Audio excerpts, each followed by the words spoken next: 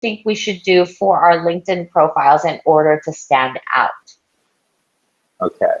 So, I mean, a lot of different things. I mean, first of all, if you don't have a LinkedIn profile, I definitely recommend everybody getting one, because it's kind of the norm these days. Like we work with a lot of universities, and if you're about to graduate, we do trainings on how to enhance it. But I mean, a couple of things like, the job seeking market is pretty fierce. On LinkedIn, you have an opportunity to write about yourself as an aspiring career professional, but at the same time, you also have an opportunity to express who you are as a person.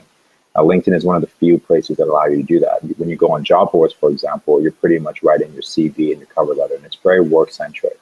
On LinkedIn, though, you're able to talk about, what do you care about in the world? Like, what have you done in volunteering, or like, and really Yeah. connect with people that have the same passions and aspirations. And there's also summaries and different groups you can follow and get networked to that can also elevate your knowledge and understanding of these passion projects that you may have. But I would say, like, keep it very, very, very, I guess, make sure it stands out and it really highlights your individuality. Like, don't be afraid to talk about things that are a bit considered not professional. I'll give you guys an example.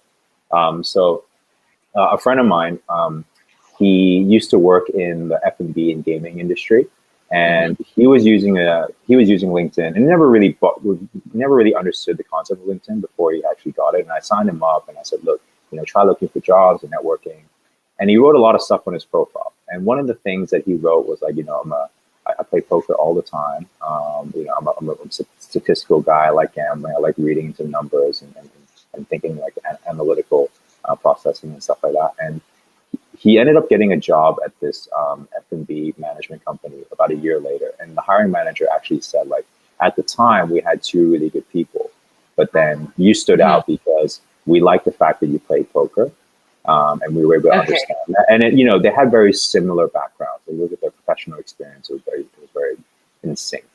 But the fact is that they needed somebody that was, able to take risks, able to do numbers quickly, somebody like that would resemble a very advocate poker player. So again, I mean, I love that.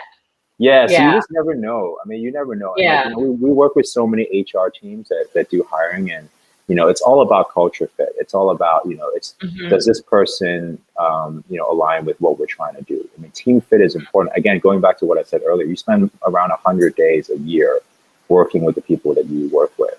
If you don't get along with them, and if you're not synchronized with their overall energy and the way that they operate, you're not going to last very long. You're not going to thrive.